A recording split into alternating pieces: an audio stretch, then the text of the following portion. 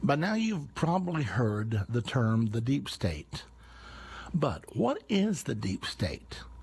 The deep state is another term for the establishment. Candidate Donald Trump warned against the establishment while running for the presidency. We'll explain today what the establishment is. You need to know.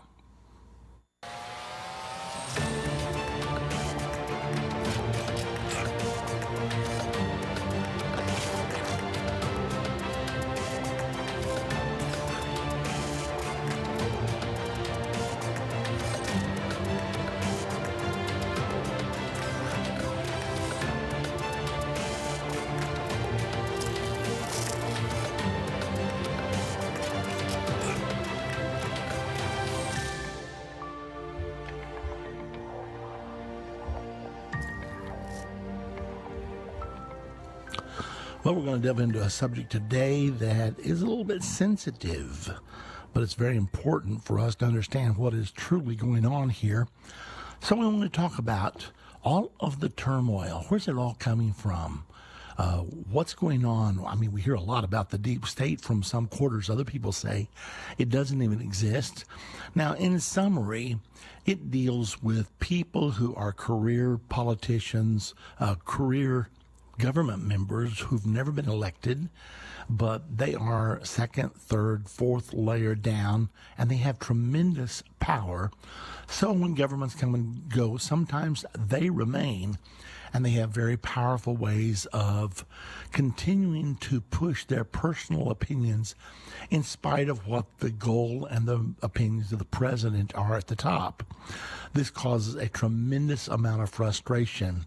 But we want to go deeper today because Donald Trump apparently had some understanding of this situation when he was running for the presidency. I'll never forget, I was listening to the first Republican debate, and I heard him use the word globalism, and my ears perked up because I hadn't heard a politician, I'm not sure I'd ever heard a politician use that word, but I knew what globalism was. I knew that very powerfully in both parties, both Republican and Democrat, there were people who believed that we had to move toward a system of global governance. They believed that the nation state structure of the world was obsolete and that we need to move to a system of global governance or world government, more understandably stated.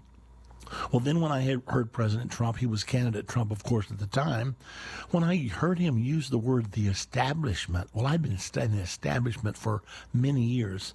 I knew that there were very powerful people, corporations, and organizations that had interest in both parties. As a matter of fact, there was a private club from which 50% of all cabinet members have come in the last 50 years, no matter whether the Republicans were in power or the Democrats were in power. And that's the reason it seemed like no matter who you voted for, the same old continued. I called it voting for Tweedledee or Tweedledum. It was the same thing. So when I heard the candidate Trump say something about the establishment, I thought, he's talking about globalism. He's talking about the establishment. Does he really know what I think he knows? Well, I had not known Donald Trump before that. I had heard of him, of course, but as far as knowing anything about him, I had never watched The Apprentice. So I knew nothing, literally. But I began to pay a lot of attention because none of the other candidates said anything about the establishment nor anything about globalism. So I was really interested because I felt like globalism was in the process of sucking the United States of America into a one world governmental system. Also, I felt like the establishment had infiltrated both parties so that no matter who we voted for, the same old people were in power. And since candidate Trump had referred to these things, I began to listen more closely, a lot more closely. So interesting to me what was going on. Well, from that time to this, we watched both Republicans and Democrats oppose Donald Trump. I mean, some Republicans have fought against him bitterly. Well, I understood why. Because the same powers had basically gained control of both parties. They may have had some small nuances, but the truth of the matter was, many people who were Republicans, some people called them rhinos, Republicans in name only. And there truly were rhinos. We saw a lot of it after President Trump came to power because they fought against him tooth and nail. Well, we're going to take it a level deeper today because a new term that has emerged is the deep state. You hear it on some talk shows, on other talk shows, you hear nothing about it.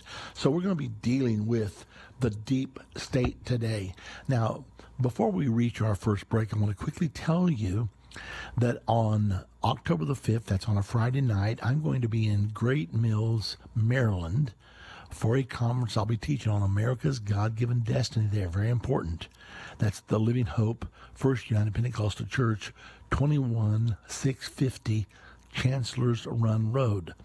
And then Saturday night, October the 6th, I'll be at the National Memorial Baptist Church at 1501 Columbia Road, Northwest. I'll be speaking on Trump, Jerusalem, Armageddon. That's in Washington, D.C.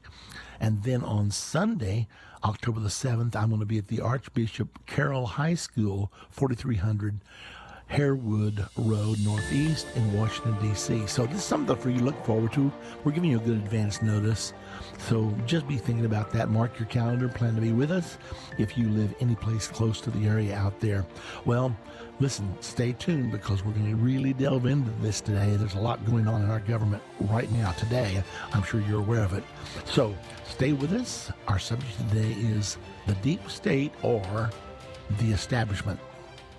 Many Christians admit end-time Bible prophecy is very complex and difficult to understand, and for some, a little bit scary. But what if you could understand Bible prophecy? What if you could know what will happen and how the United States will play a key role during end-time events?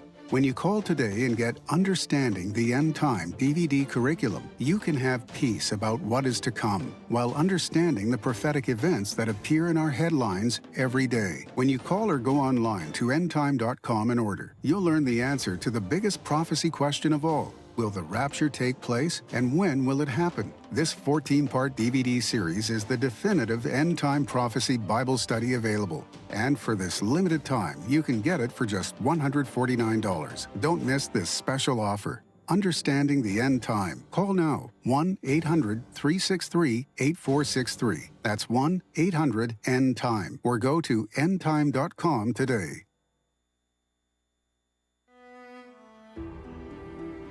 I have left a piece of my heart in Israel and her people. We would like to thank End Time for doing such an awesome job with our Israel tour. We marvel at your team keeping the time schedule, keeping everyone comfortable, the wonderful driver, the brilliant guide, the entire tour program, good hotel choices, and stellar food. We had the privilege to rub shoulders with Pastor Baxter, listened to his current teachings, and had some interesting questions answered so eloquently. He is wonderful. Helene from Australia. Join Irvin and Judy Baxter May 2nd through the 17th, 2019 for the ultimate Israel tour experience with a Greek island cruise. Go to endtime.com or call 1-800-END-TIME. That's 1-800-363-8463 to sign up today.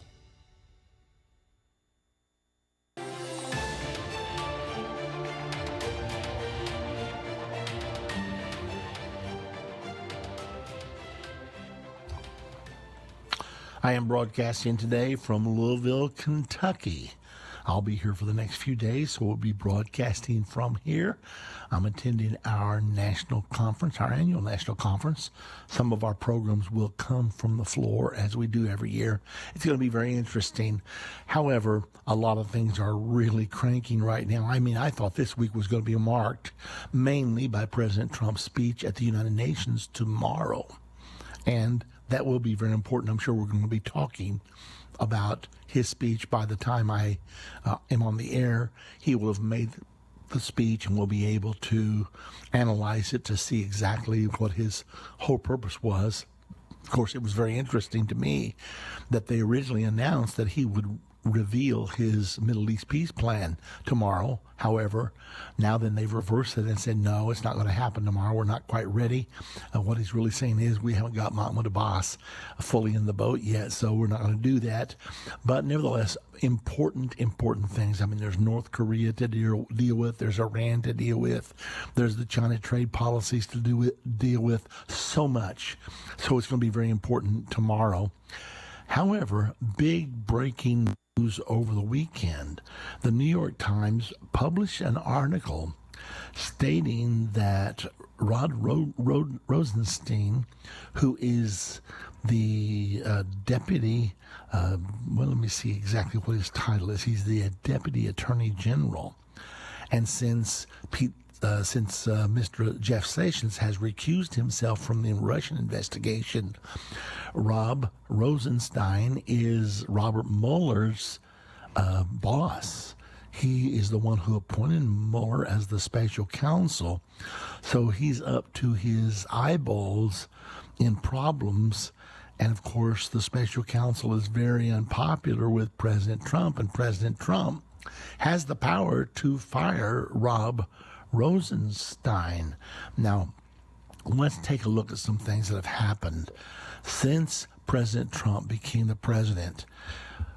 Because he fired James Comey, Rob Rosenstein appointed a special prosecutor, Robert Mueller, to investigate whether there was Russian collusion during our election or not.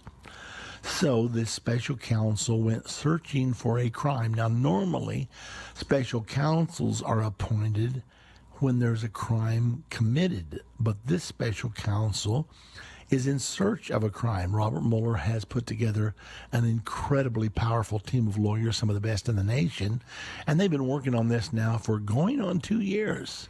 And still, they've not been able to find any Russian collusion, apparently because there's been no charges filed. Now, they have filed charges against some people that they brought in to look for Russian collusion, didn't find any. So then while they were there, they investigated their income taxes for the last many years and many other financial practices. So he has brought indictments against several people so far.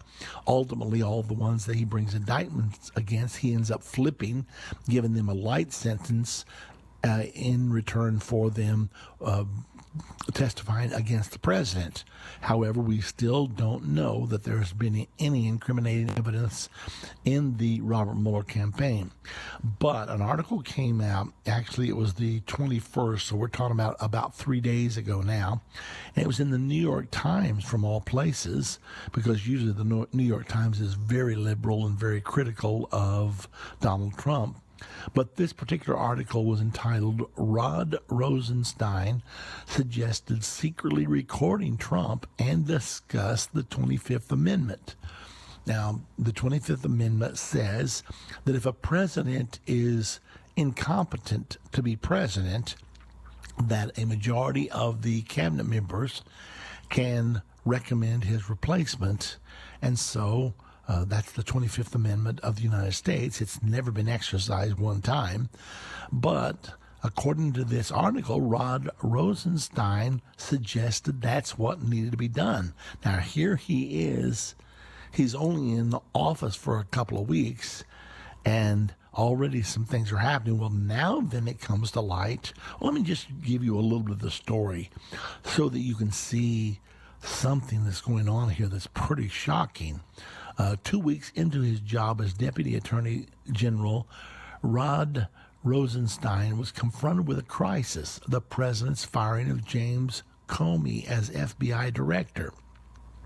The Deputy Attorney General, Rod Rosenstein, suggested last year that he secretly record President Trump in the White House to expose the chaos consuming the administration, and he discussed recruiting cabinet members to invoke the 25th Amendment to remove Mr. Trump from office for being unfit. Mr. Rosenstein was just 2 weeks into his job. He had begun overseeing the Russia investigation and played a key role in the president's dismissal of Mr. Comey by writing a memo critical of his handling of the Hillary Clinton email investigation. But Mr. Rosenstein was caught off guard when Mr. Trump cited the memo in the firing, and he began telling people that he feared he had been used. Mr. Rosenstein made the remarks about secretly recording Mr. Trump and about the 25th Amendment in meetings and conversations with other Justice Department and FBI officials. Several people described the episodes in interviews over the past several months, insisting on anonymity to discuss internal deliberations. The people were briefed either on the events themselves or on memos written by FBI officials, including Andrew McCabe, then the acting bureau director, that documented Mr. Rosenstein's actions and comments. Now, let me stop there and catch my breath, because you can obviously see that if Mr. Rosenstein has, in fact, made the proposal that he wear a wire when going to see the president, which he does on a pretty regular basis, and possibly record the president in action so that it could be demonstrated that the administration was filled with chaos, and furthermore, that he could talk to different people in the cabinet and get enough of them that would be willing to verify this, they could get rid of Donald Trump. Okay, now let's pause there a moment, because there are people who never expected Mr. Trump to become the president. Among those was Barack Obama. He just ridiculed it. He made a joke one day that was as likely as somebody flying to the moon or whatever. Anyway, many people, it became the butt of the liberal joke circuits, that they would make all kinds of jokes about Donald Trump running for the president. Well, however, after he won one primary after the other and began to gain more strength politically, people began to sober up just a little bit. And yet there were people inside the FBI and inside the State Department that decided they could not allow Donald Trump to become the president, even if he were voted in. And they began to plan what they called an insurance policy. This came out in some of their tweets and some of their text messages that they sent one to the other. Since that time, those text messages have been published and made public so that we all could see them. And they say to one another, "Promise me he will not be president." And the other one replied back, "No, he's not going to be president." Well, what if he is? Well, we have an insurance policy. And everybody's wondering, okay, what's the insurance policy? How does all this work? We have a plan, if he is president, to get rid of him. So that makes all of these allegations being made by the New York Times, of all places, it makes him extra sobering and also extra plausible. Even though Mr. Rosenstein is saying, well, it didn't happen just that way. Okay, now let me take you on a little bit further. None of Mr. Rosenstein's proposals apparently came to fruition. It is not clear how determined he was about seeing them through, though he did tell Mr. McCabe that he might be able to persuade Attorney General Jeff Sessions and John F. Kelly, then the Secretary of Homeland Security and now the White House Chief of Staff, to mount an effort to invoke the 25th Amendment. The extreme suggestions show, remember, it's never been done. 25th Amendment never been used. Now, it was originally put in there in case a person has a stroke or becomes mentally ill, as a way that as the last resort, a president could be removed. However, according to many people, they're discussing the 25th Amendment about Donald Trump. They're saying, oh, his administration is in such chaos. So why are they so adamant about getting rid of Donald Trump? I mean, after all, our stock market is better than it's ever been. Unemployment is lower than it's ever been for African Americans, for Hispanics, for women. I mean, why? Why are they so determined to get him out? Well, the reason is because he is weeding out the establishment, these long ingrained powers that are third, fourth, fifth tier down, that are determined to continue to lead America the same old way. I'm talking about the Tweedledee, Tweedledum factor. They're determined that Trump is not going to reverse everything, and that we were moving toward being involved in a World Trade Organization called the Trans-Pacific Partnership. They wanted us involved in the Paris Climate Change Accord. They wanted us involved deeper and deeper in the United Nations. They wanted global governance. And when Mr. Trump said he was against globalism, he meant it. But he knew what that was, and that was the steady march toward one world governmental system.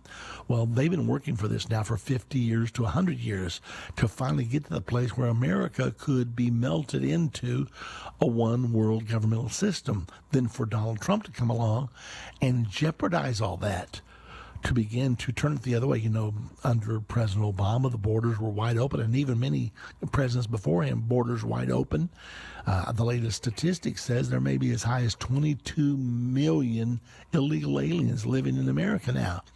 Used to, before this study came out, about 11 or 12 million. Now it looks like there may well be, because this study was supposedly very, very credible. So for him to come in here and say, we're slamming the door, we're going to build some walls, and we're going to protect the sovereignty, because, see, they planned to change America's convictions. You know, we have the Judeo-Christian value system we've been built on from the day that the nation was born. So now they plan to get rid of the Judeo-Christian values. Remember what President Obama said the first year he was in office? He said, America is not a Christian nation. And he proceeded to prove it. One of the things he did with all of his might was to push for same-sex marriage. Well, you can't claim to be a Christian and be for same-sex marriage, because the Bible is blatantly against it, both Old Testament and New Testaments. So consequently, President Obama was pushing for that with all of his might. Well, Donald Trump comes along, and he's against that. And he wants to reverse it, but he's taking his time because he knows he can't fight 47 battles at one time. He's knocking these things off one time after another. So they wanted to change the Judeo-Christian. President Obama said it this way: we will fundamentally change the United States of America.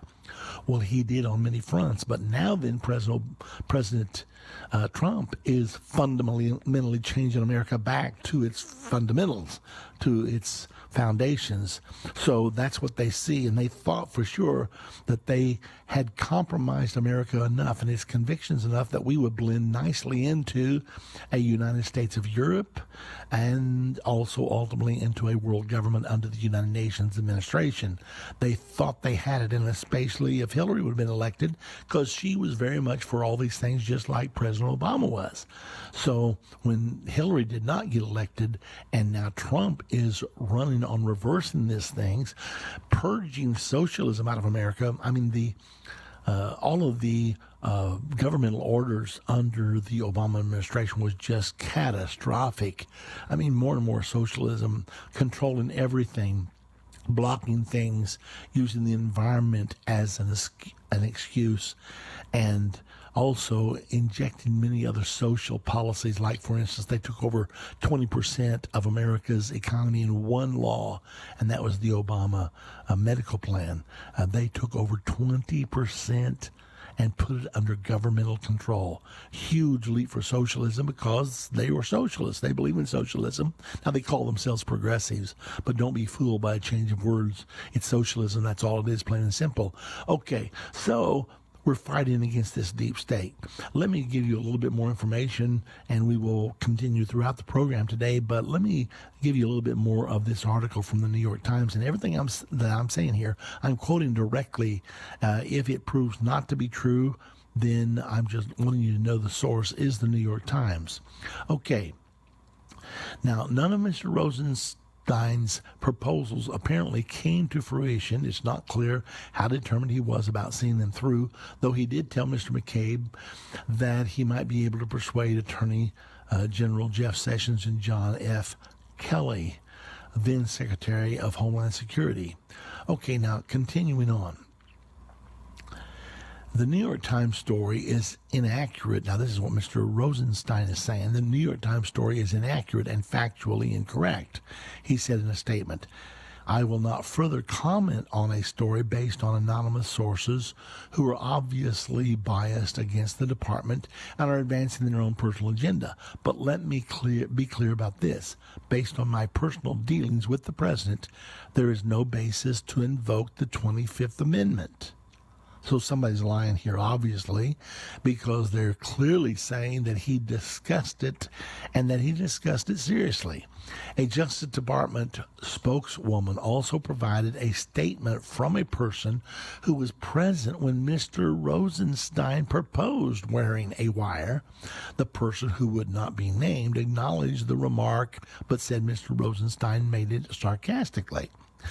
Andrew G. McCabe, who became acting director of the FBI after Mr. Comey was fired, memorialized his interaction with Mr. Rosenstein in memos.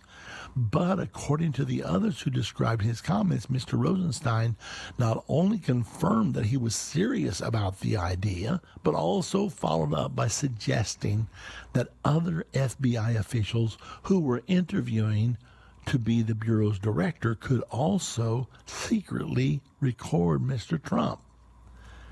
Then he said, if I did one mistake with Comey, I should have fired him. Now, this is what President Trump said. If I did make one mistake with Comey, I should have fired him before I got here, and I should have fired him the day I won the primaries. Mr. Trump said I should have fired him right after the convention. I don't want that guy, or at least fired him the first day on the job.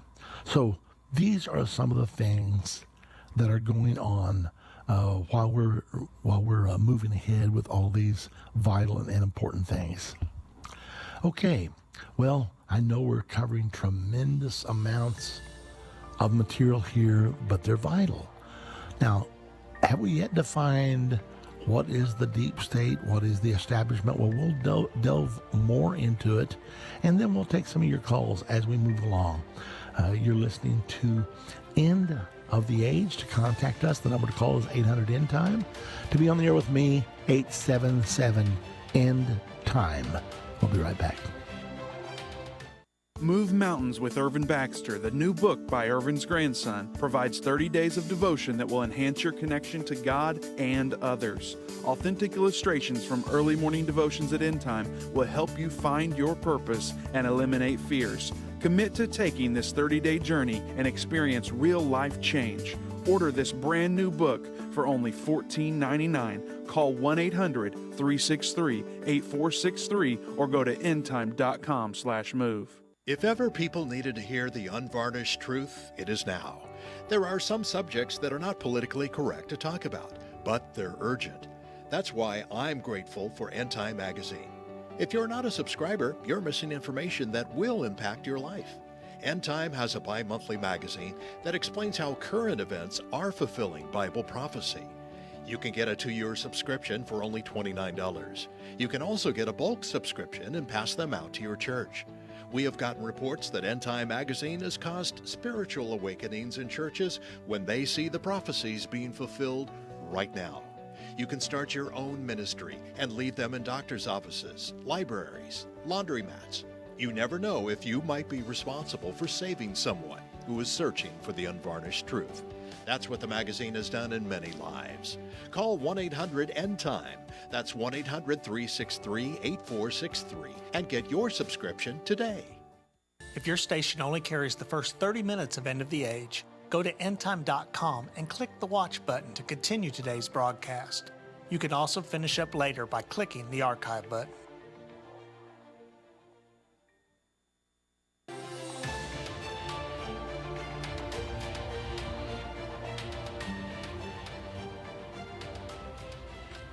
I want to give you a few more excerpts from this article from the New York Times. It is rocking our nation right now. As a matter of fact, Mr. Rosenstein had a meeting at the White House. Of course, President Trump is in New York now preparing for his speech tomorrow at the United Nations.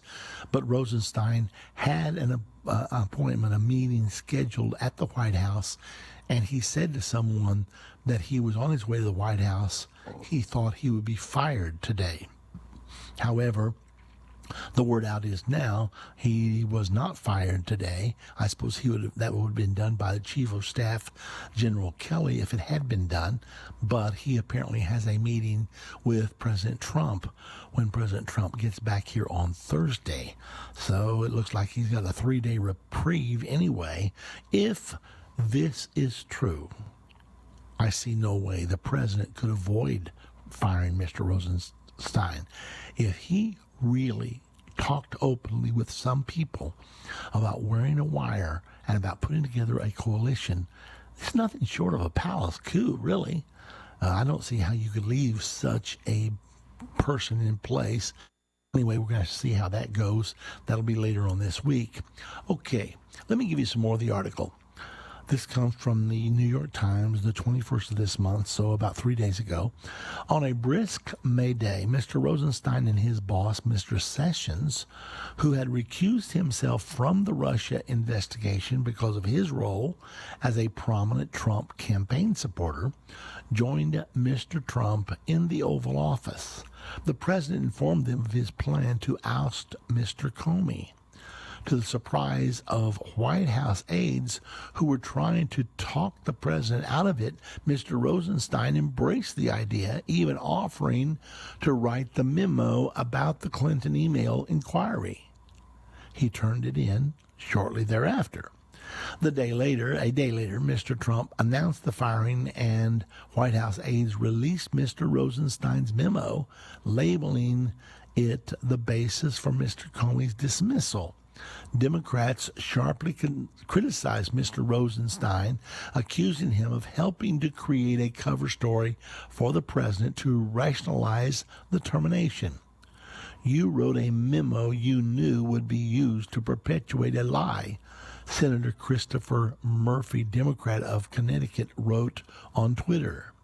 You own this debacle. Now, let's pause a moment to say that Mr. Rosenstein's memo was not a lie, because James Comey did write a letter exonerating Hillary Clinton before he ever even brought her in for testimony. When she was brought in for testimony, she was not put under oath. And then they turned around and they gave immunity to 5 or 6 people that were working with her. They subpoenaed her 33,000 emails, which they never got because she took BleachBit and acid washed her servers so they couldn't get to them. They totally wiped out these things. They also subpoenaed her telephones. I think she had 4 or 5 of them. She took those out and ordered an aide to smash them with hammers, which they did. So they had subpoenaed things, and yet she refused and destroyed those things. That's obstruction of justice. That alone is a felony. So when this article quotes Senator Christopher Murphy as saying that Rosenstein wrote a memo he knew would be used to perpetuate a lie, that simply was not true, because Comey, in fact, did cover up for Senator Clinton. Anyway, the article goes on to say a determined Mr. Rosenstein began telling associates that he would ultimately be vindicated for his role in the matter. 1 week after the firing, Mr. Rosenstein met with Mr. McCabe and at least 4 other senior Justice Department officials, in part to explain his role in the situation. During their discussion, Mr. Rosenstein expressed frustration at how Mr. Trump had conducted the search for a new FBI director, saying the president was failing to take the candidate interviews seriously. A handful of politicians and law enforcement officials, including Mr. McCabe, were under consideration. To Mr. Rosenstein, the hiring process was emblematic of broader dysfunction stemming from the White House. He said both the process and the administration itself were in disarray, according to two people familiar with the discussion. Mr. Rosenstein then raised the idea of wearing a recording device, or wire, as he put it, to secretly tape the president when he visited the White House. One participant asked whether Mr. Rosenstein was serious, and he replied animatedly that he was. And again, this is not me. I'm reading from the New York Times. If not him, then Mr. McCabe or other FBI officials interviewing with Mr. Trump for the job could perhaps wear a wire or otherwise record the president, Mr. Rosenstein offered. White House officials never checked his phone when he arrived for meetings there, Mr. Rosenstein added, implying it would be easy to secretly record Mr. Trump. Mr. Rosenstein mentioned the possibility of wearing a wire on at least one other occasion, the people said, though they did not provide the details. Well, there's a lot more to the article. However, I'm going to stop it right there because I do want to take your calls. I think that this is a serious thing. If there really is this deep state, I mean, after all, let's review a little bit of what has happened real quickly. Let's back up here because Rob Rosenstein is the Deputy Attorney General today. Jeff Sessions appointed him because he wanted someone who knew the ropes. They didn't appoint him for his conservative values or whatever. And then Sessions recused himself because he had endorsed Trump during the campaign. And now then the special counsel is going to be investigating Trump. Rosenstein wrote a letter outlining why Jim Comey should be fired. Immediately after the Comey's firing, Rosenstein appointed Mueller as special counsel to investigate Donald Trump. So now all of a sudden he's flipping here, and he is also Mueller's boss. He's the one overseeing this whole investigation against Donald Trump. And yet when he's accused of suggesting wearing a wire or trying to move Donald Trump using the 25th Amendment, he's now saying, no, it did not happen. Rosenstein also signed one of the FISA requests. Remember, the FISA request, the federal, it's a secret court that the FBI goes to and asks for warrants to tap the phones of people. It's usually used against foreigners, or if it is Americans, they have to give a good reason for it.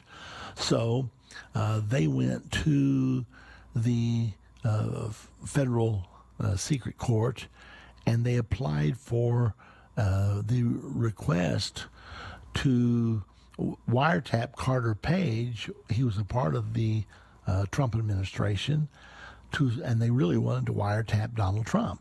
Well, they used the Russian dossier, which was paid for by Hillary Clinton.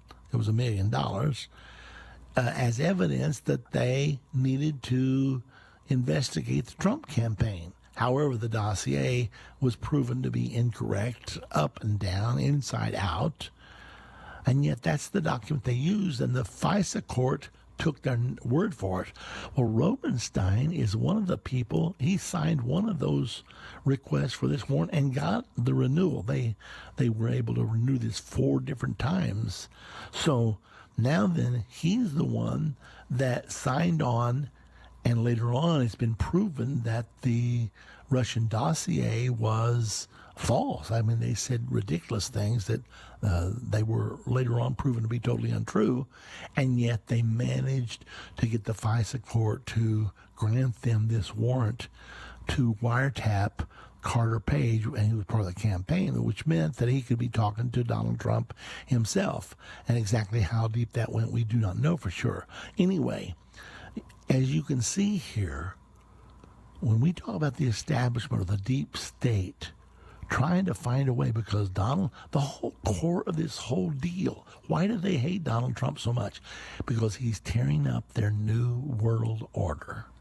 The Economist magazine, reputed to be the most influential magazine in the world, It's called the Periodical of Kings and Presidents. It's published weekly out of London, and the controlling interest of The Economist is Lord Rothschild, a very strong proponent of one world government.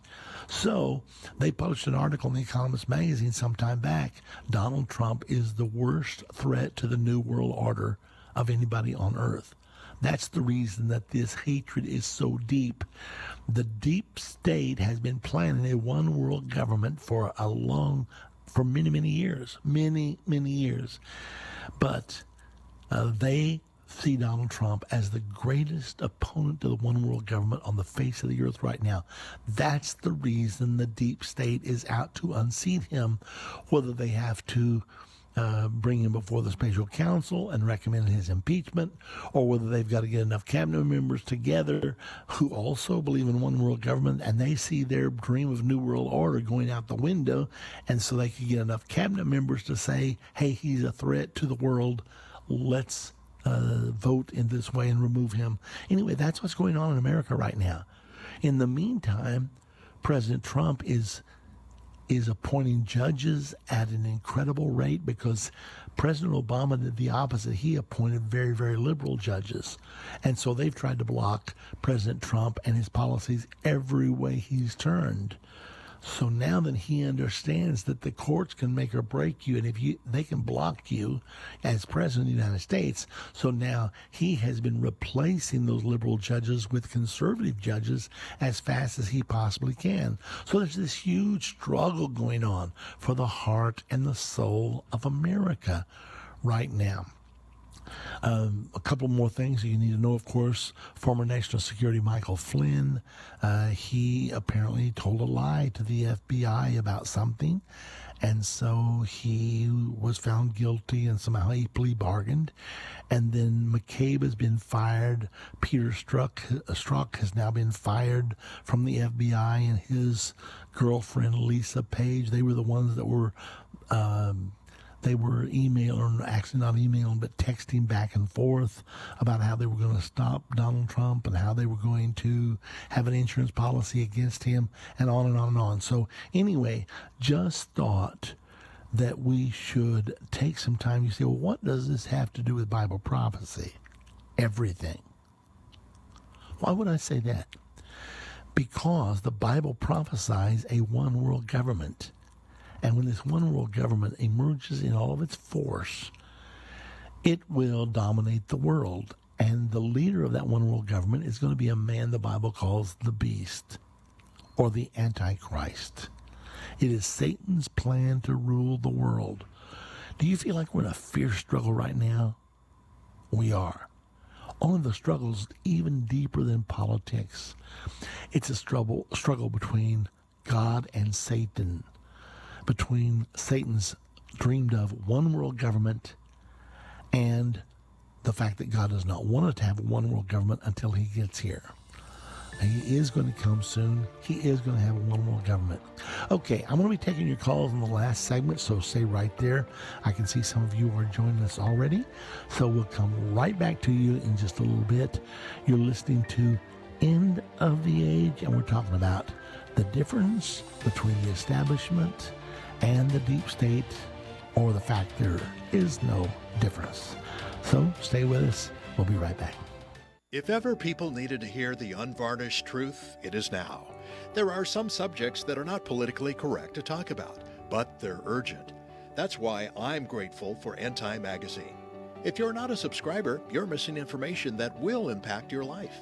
End Time has a bi-monthly magazine that explains how current events are fulfilling Bible prophecy. You can get a 2-year subscription for only $29. You can also get a bulk subscription and pass them out to your church. We have gotten reports that End Time Magazine has caused spiritual awakenings in churches when they see the prophecies being fulfilled right now. You can start your own ministry and leave them in doctor's offices, libraries, laundromats. You never know if you might be responsible for saving someone who is searching for the unvarnished truth. That's what the magazine has done in many lives.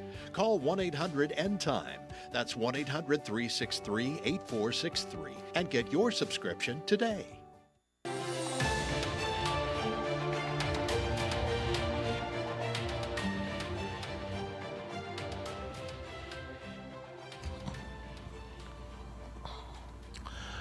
Well, what interesting times we're living in. This is going to be one more interesting week.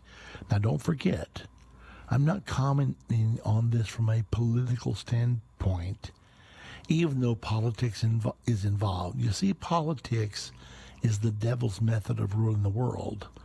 The church, the true church, is God's method of ruling the world. And sometimes the church does not do its job like it should.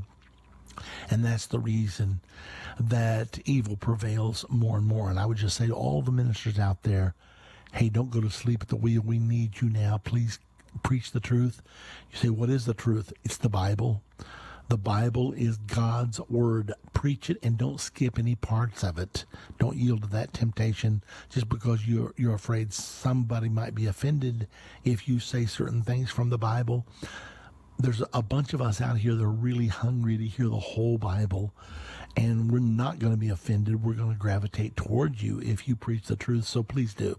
All right, let's get right to the phones now, and first of all, we're going to Florida. Randy is calling from Florida. Hello, Randy. Hey, Irvin, good to talk to you today. How you doing? I'm doing good. Thank you so much. Good. Appreciate the perspective you're providing on this political situation with the deep state. It's really insightful. What a really depth of the problem there is. I was calling concerning tomorrow Donald Trump's session at the UN General Assembly and about a peace proposal that might be made regarding the Middle East. Do you have concern that he might do something to somehow unfavorably divide the land of Israel that might not, it might come back in repercussions against us? I know he's riding high right now with the economy and the employment situation and unemployment situation, and all the numbers are great, and he's really stressing the economy. And I wonder, with all this momentum behind him, if he will have, try to impose something, maybe go too far in his reach for Middle East peace, and it'd be detrimental to us as a nation. I want to get your thoughts on that. Well, Randy, the latest news we have is that he is not going to unveil his peace plan. It is finished. Nikki Haley said, I've read it. It's finished. But they say he's not going to unveil it because he wants to get the boss on board. Because the boss is saying right now, I don't want to see it. I reject it. He's rejecting it before he ever reads it. So Trump wants to get him on board if possible, or else he wants to maneuver a boss out of the way and replace him with someone else, because he's got 16 months invested in this thing already, and he has made this the number one goal of his presidency. Now, could he say something? Yes, he could. Could he surprise the world and go ahead and unveil it tomorrow anyway? Yes, he could. Trump has the ability to make dramatic moves like that. Now, is he going to suggest that the land be divided? I don't know. I'm not privy to the content of the plan. So I just simply cannot comment. Should he? No one should propose the dividing of the land. Now, we have to give Donald Trump his due as far as Israel is concerned. No one else would do it. He recognized Jerusalem as Israel's capital. He moved our embassy there. Let me tell you, he pleased God the day he did that. He pleased God in a huge way. So we should not overlook how important that was. Hopefully, but the problem is, how much does Donald Trump understand the scriptures? I sent to him my 2 DVDs, America's God-Given Destiny and Trump, Jerusalem, Armageddon, because those are things I thought every person needs to know, especially the President of the United States. I have no evidence that those got through to him. I have not received a thank you or anything like that. It's really hard to get things to the President. Their time is so valuable and so busy. Anyway, so all I can tell you is I hope America will never be a party to pressuring Israel to divide the land. However, most of the world believes that a two-state solution is the answer. That means the land will be divided. I hope President Trump does not come down on that side. No. Okay. Well, thank you for your time. Okay. Well, thank you very much, Randy. Good question, by the way. All right. Let's go to Pamela from Tennessee. Hello, Pamela. Hello. You're on the air. Hi, good afternoon, Reverend Baxter. I couldn't hear you. Was just reading. There was an article in the Watch.org that said the former Prime Minister Olmert. I guess he's the former Prime Minister who's meeting Mahmoud Abbas in Paris, and so the ruling Likud party said they were blasting him for meeting him there because they think Abbas is the true obstacle to peace. I guess he's the gentleman you mentioned offered the Western Wall to Abbas, and he's now his spokesman, it's saying, his loyal spokesman. But there was an article Sunday, and it's not on the Watch.org publication website any longer, but it said Abbas said he is now willing to start talking about the peace plan. Have you read that article? No, I think he told Mr. Emmanuel Macron that he was willing, but what does that mean? Does that mean only on his conditions? Because up till now he said, I'm not speaking to Trump. The United States is not a fair arbiter. They are pro-Israeli. Therefore, they cannot preside over peace talks. So as of right now, even though I've read a thing or two like you're mentioning, I have not seen strong evidence that, in fact, he is saying, I'm ready to go to the peace table right now. So I guess we'll have to wait and see what happens. Yeah, I wondered if Trump taking off the all the millions they were giving him to the Palestinian organization, if that might have had any effect on Abbas. But why would Omar be, in your opinion, be his spokesperson, the gentleman who offered him the Western Wall? Why is he reaching out? They had a meeting in Paris. Any reason you think he's his spokesperson? Yeah, I know exactly what Omer is doing because he and Abbas came very close to a deal back in 2000, and I think it was 2007 or 2008. However, right then, Ehud Olmert was convicted of corruption. He was kicked out of power. So he tried to give away, he was going to give away the Temple Mount. He was going to give away the West Bank. He was going to give away the whole farm. And so consequently, God obviously blocked him from doing that, and it didn't come off. But now he's out of prison. I think he served 3 years in prison. Now he's out of prison for the things that he did. So he now thinks he can go back and revive that old plan. And, it's sort of like John Kerry going to Iran right now. They're out of power, but they act like they're still in power. So that's what Ehud Olmert is doing right now. I don't expect him to play a major role. If he could get some agreement, but if he could talk to Netanyahu and then talk to Abbas, if he could become a legitimate go-between, but I don't really expect that to happen because Ehud Olmert is a political enemy of Benjamin Netanyahu, so I don't really expect him to play a significant role. Okay, I'll let you know if I hear anything else. Thank you. Okay, thank you very much, and I'm going to hurry here because I want to get to all of you if I can. So let's go now to James calling from Texas. Hello, James. Hello, Irvin. I have something I want to say about, how people, when they talked about Elijah was supposed to be coming, and Jesus said, well, you can't see this because you don't have spiritual eyes to see that it was St. John the Baptist was Elijah. Well, anyway, same thing happens with James and John. If you check all of James and John in the Bible, and against the two witnesses, the two anointed witnesses in Zechariah and in Revelation, you will see spiritual eyes, James and John will be the two anointed witnesses, and John Trump is one of them. Just check it out. Thank you very much. Thank you very much, James. It's an interesting observation. I'm not sure that I can. You talk about James and John. Obviously, those men are dead. They're gone. So they're not going to be literally two of the witnesses. We know that John the Baptist fulfilled the prophecy of Elijah coming back before the coming of the Messiah. He did fulfill that, so we'll have to wait and see. I believe there are two men on this earth right now that will play the role of the two witnesses, and they will come in the spirit of Moses and Elijah. But they will James not be. And John asked for a special thing to sit beside the Lord when he comes in his power. And yes. Anyway. I remember that very well. Read it up on that, and you'll see. Anyway. Thank you, James. I'm going to let you go. Story. Thank you very much. Appreciate the phone call. Let's quickly go to Let's go to Brenda calling from Kentucky. Hello, Brenda. Yes, I am very encouraged by what I see Trump doing with our economy, with jobs, wages, reduced taxes, fair trading with other countries, getting that in balance. But there's things I do not understand about the Federal Reserve. I know you did some reporting on that and who all is behind that.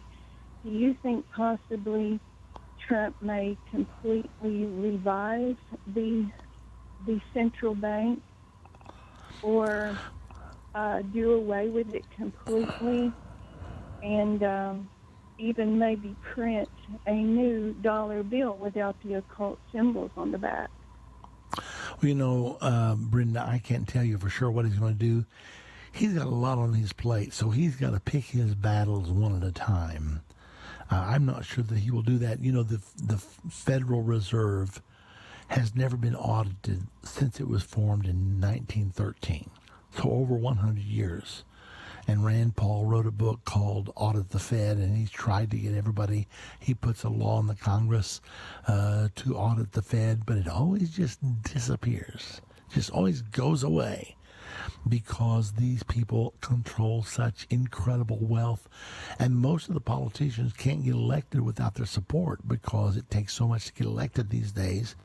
Now, President Trump told everybody, look, I don't need your money. That's the reason you can't control me. And that, I think a lot of us love that because we sensed that most of the politicians are in the pocket of the big bankers. Matter of fact, there's no doubt about it. So anyway, but whether he will bite that off, I mean, we've only got a short time left, so he's got to really pick his battles carefully. Whether he will bite that off or not, I do not know. Now, if he stayed in power long enough, they're going to close in on him to try to stop him because he's tearing up their playhouse right now. So maybe he would have to attack them, but he certainly has to know what he's doing before that time. That's the best answer that I have for you. But thanks a lot for the phone call. It is a very important question. Let me see. Do we have time? I'm going to try real quickly. Let's go to Edith. You've been on hold for quite a while. Edith from Louisiana. Thank you for taking my call, Brother Baxter, and I'm going to be real quick. In my studies of Ezekiel 38, I feel that we are, I believe we are in that time span because of what's going on along the Euphrates and with President Putin sending S-300 anti-aircraft missiles to assist the Assad regime. And I wanted to know your intake. Are we in that Ezekiel 38 right now? And in Ezekiel 39, verse 9, when it talks about the bows and the arrows being used as fuel for 7 years, does that coincide with the 7-year treaty period, or is this another 7 years? And I'll take that call off the air. Okay, well, thank you very much, Edith. A lot of people are really concerned about that. Ezekiel 38 and 39 is the Battle of Armageddon. I know there's a lot of teaching out there that that's a war that will come before the final 7 years, but that's the Battle of Armageddon. We can prove it conclusively. So, no, we're not in there yet, but we're certainly at the end of 37, and we're at the beginning of chapter 38. Everything is the table's being set for it right now. Well, ladies and gentlemen, the time has come and gone. If you'd like to get a hold of us, the number to call is 1-800-END-TIME, 1-800-363-8463. God bless you. We'll be right back here tomorrow.